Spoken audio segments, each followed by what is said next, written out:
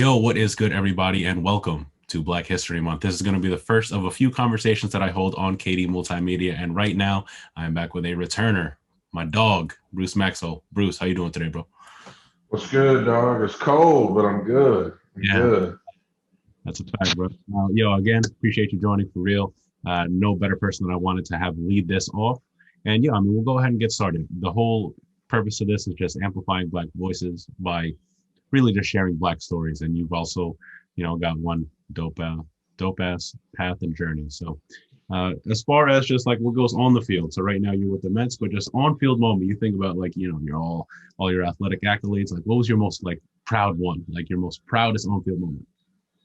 Um, Throughout a whole like proud moment, the definition of a proud moment.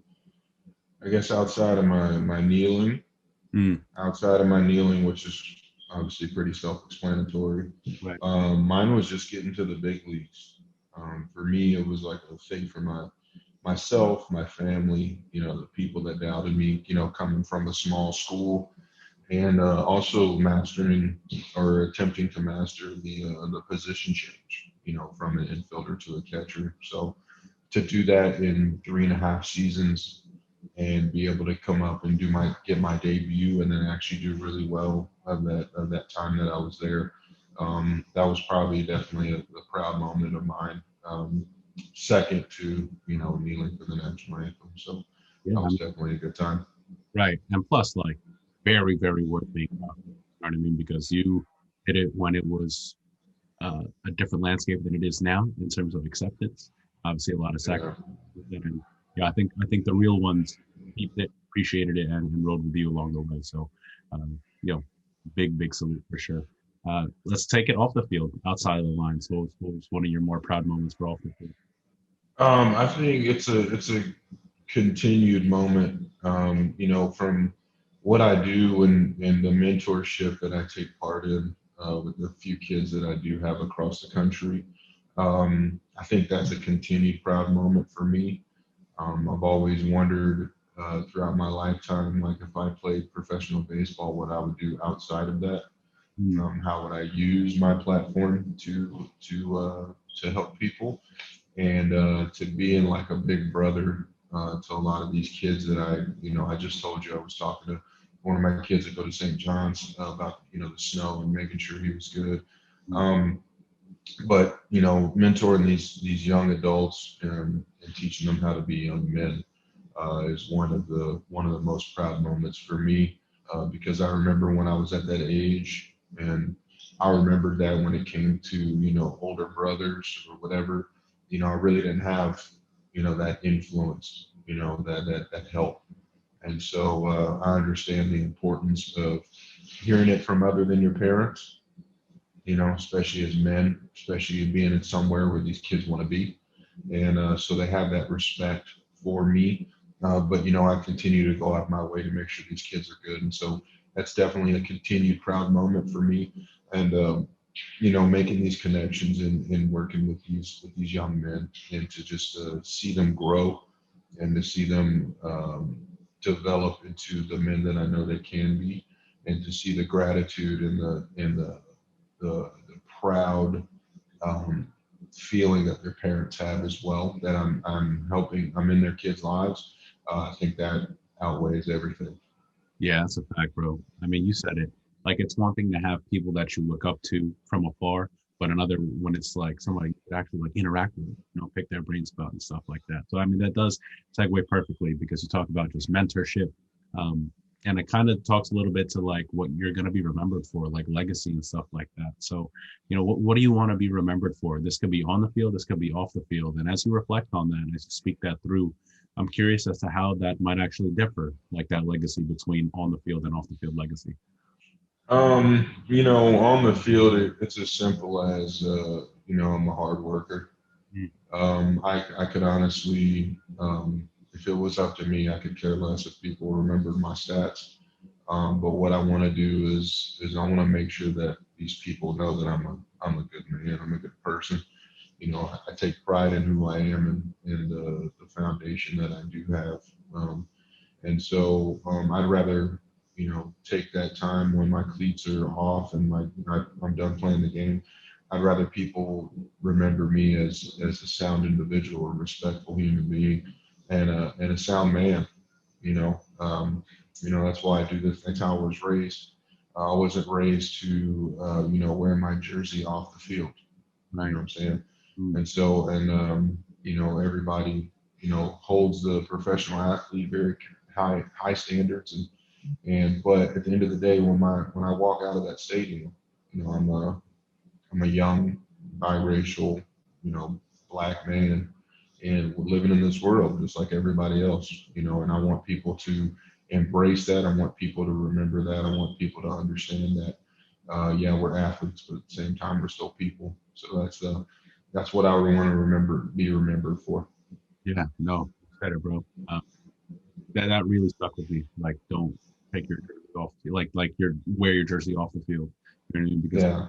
hey, it's like, Well, I mean, I used to, like, when I was younger in the minor leagues, man, I used to take baseball home with me, and a lot of young players do. And I started to grow up, and I learned that once you walk out of that locker room in your street clothes, like, you got another day tomorrow, and something as simple as that can take that tension away from you. You don't always have to. I'll be honest with you. A lot of times, if I meet people, I don't tell them I play baseball. I tell them I do something else, just to see how they react. Because I don't have a big circle, and so unless I'm meeting people in that circle or I'm meeting people that already know what I do, I try to defer that conversation, because at the end of the day, I mean, if you meet a professional athlete, the conversation tends to be about them, mm, and that's not what I want to do. I want to talk about why I'm there, or why we're here, or whatever it is. I personally would rather not talk about my day-to-day stuff. I mean, like the lens changes a little bit, right? Like people like perk up, when they hear pro this or pro that, and especially as it relates to athletics. But it's funny, like somebody asked me, he was like, "Yo, like I get that you work for Team Germany and stuff, but like, how did you and Bruce even like stay in contact?" I said, honestly, I think I was just talking about D3 on the bus, and we talked about this in our last video. I was like, I think I'll just talk about this on about just Division 3. Like, yes, it had to do with baseball, but like, not really. We're just talking about life experiences. And then like you from 3 rows back just perked up, and you're like, yo, what'd you say about D3? And then from there, it's like that kind of was like our first like real conversation like that, and like Yeah, dude, I've connected with a few people across the board, and even in different sports, like, that went to Division 3, and like we didn't know it, and we kind of had a bond there, because it's like it's just like people from the same hometown. Mhm. You have the similar grind and similar starting point, and so you tend to kind of figure out what people are about a little bit, because I mean, you go to Division 3, you do work study, you do your own field work, you do your own laundry. Like, classes tend to be harder because it's a more academically based school. So it's like it teaches you a lot about who you're dealing with, because for us to get where we're at, from that level, I mean, it's a lot more difficult. There's a lot more obstacles in front of you. So. Yeah, exactly. All right, so then that also sets up this next question pretty nicely too. Obviously, you've done been through a lot in your professional career, but a piece of advice for your rookie year self, right? Like, let's say you're talking to that first year you. What are you telling them? My first year, me, um, I think my advice would be, the biggest advice that I could take was, be control what I can control. Mm. Um, there was, the next year in spring training, I performed very, very well, and came in on the word of, if you play well, you'll make our team, and I got cut before camp was over. Got sent to AAA for half a season, and I let that bother me. I let that kind of fester a little bit, and so I didn't come out to a hot start like I should have. Even after working my ass off that off season, to be even better than I was, my rookie year, and I think it kind of got into my mental state a little too much.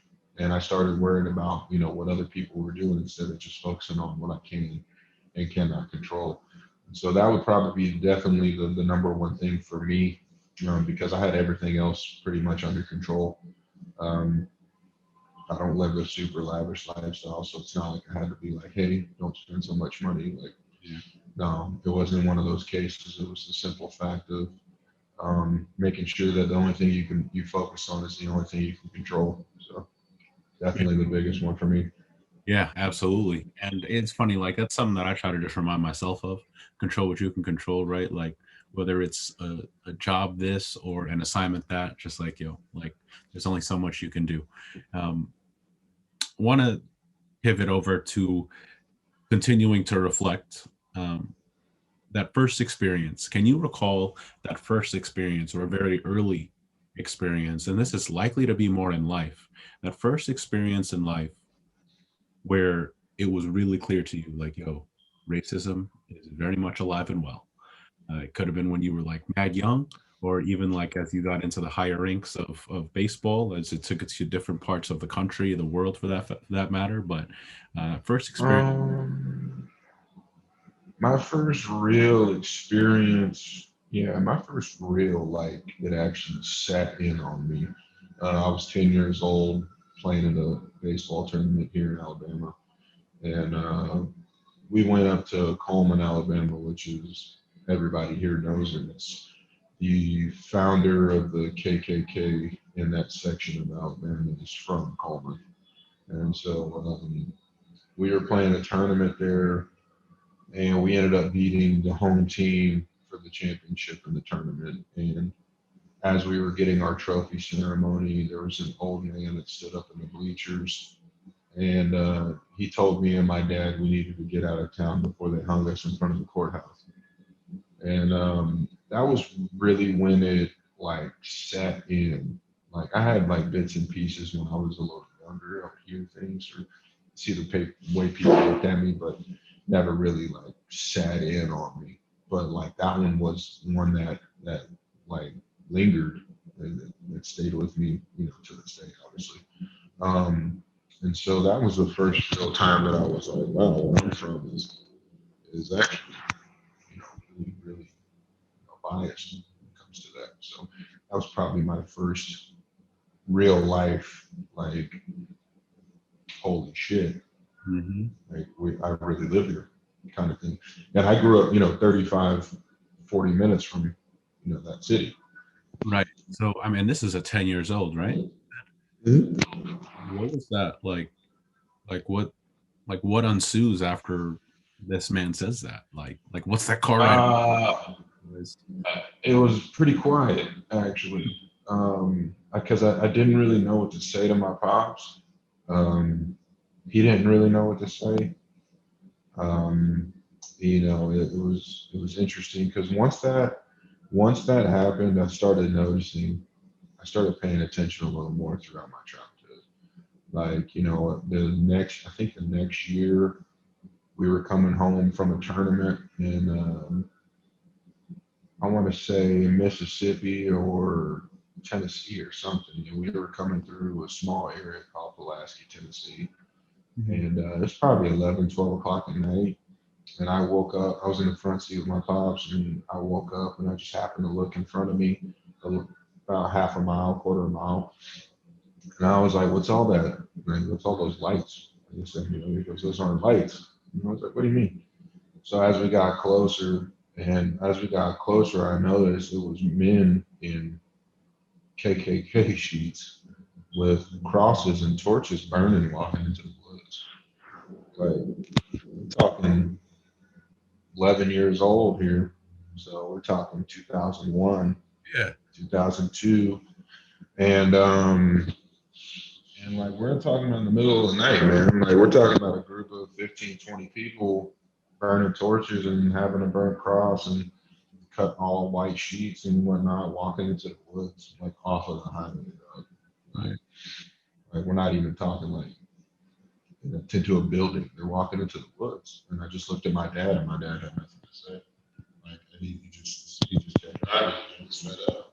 So it was like I just started noticing everything. started seeing everything. I started hearing everything. And then that's when I got into high school, that's when it really kind of like really I started seeing what people were really about from. So And that's stuff that you can't even like truly simulate or describe for someone, right? I mean, like you mm-hmm. seen it, experienced it, or you haven't, right? Because I haven't.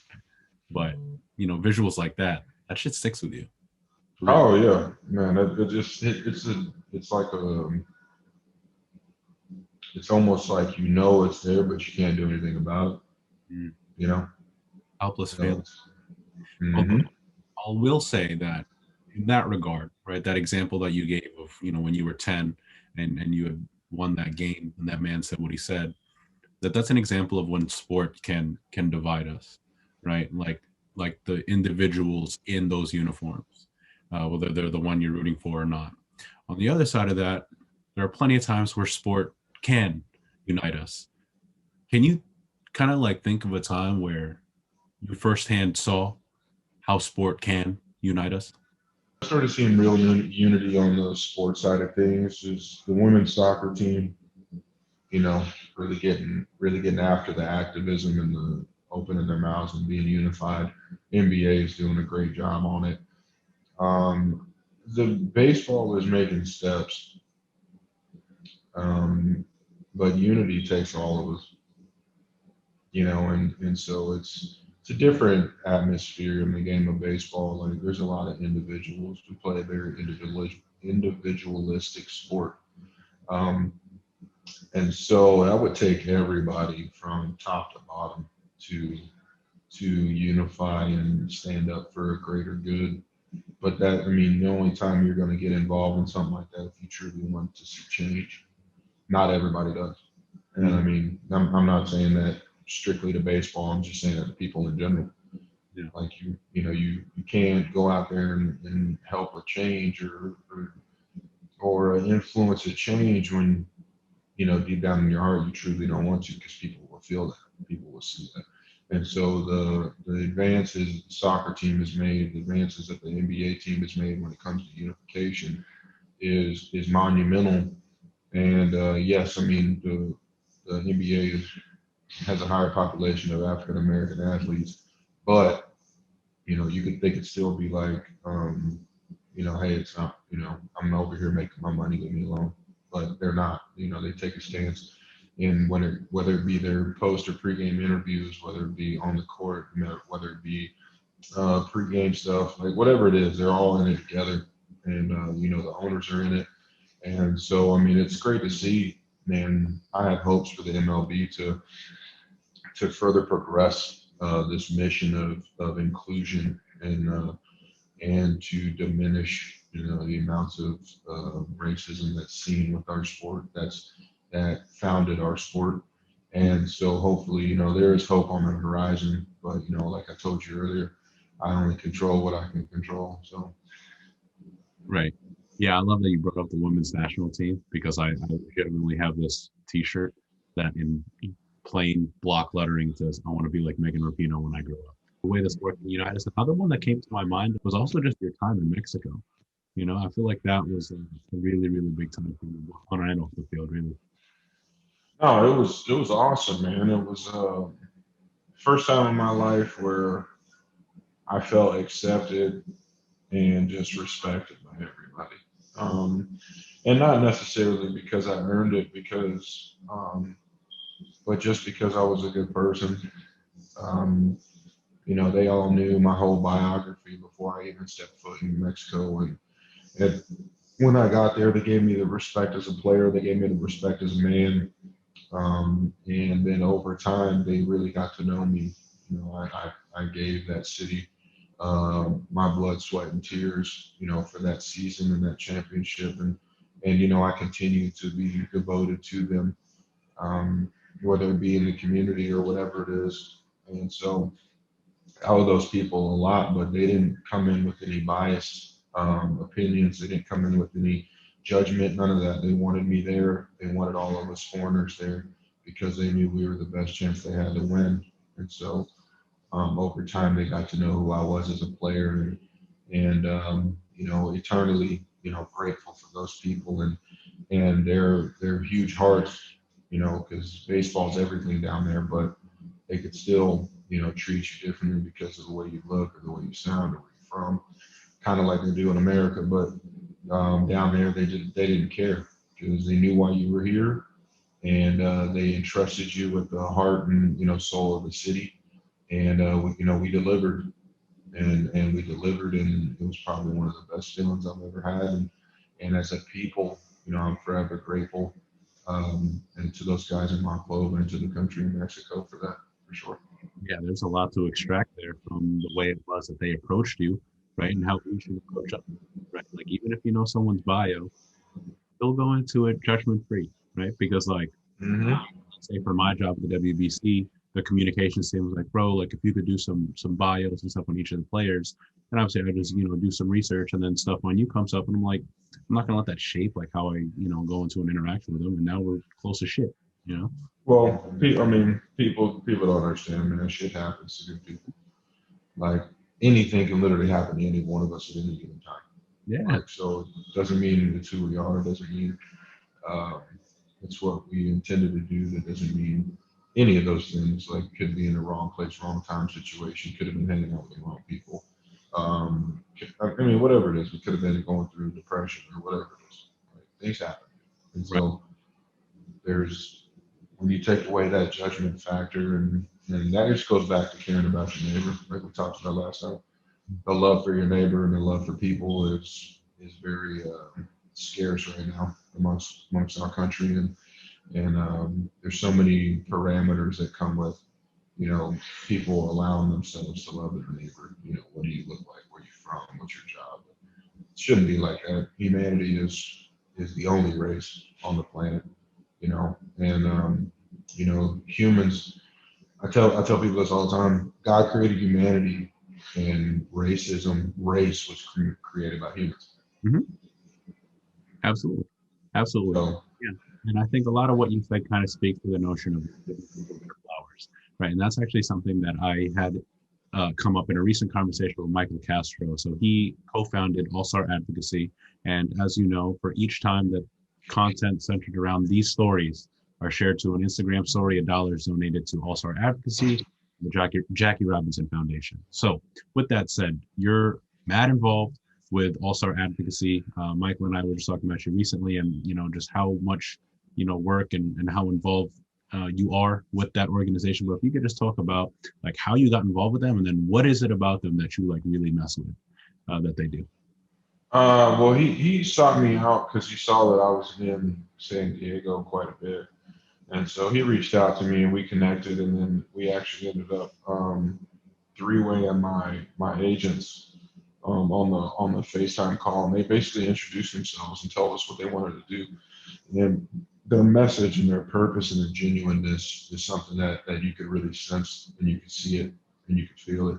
And so what we do over there is, so we started heavy pushing the election that just passed, and we started educating people about their voter rights.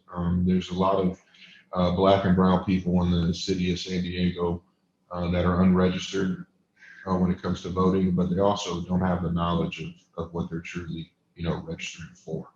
And so we pushed an initiative to, every week we sent out a new newsletter and a new media post about different sections of their ballots and what they mean for their community.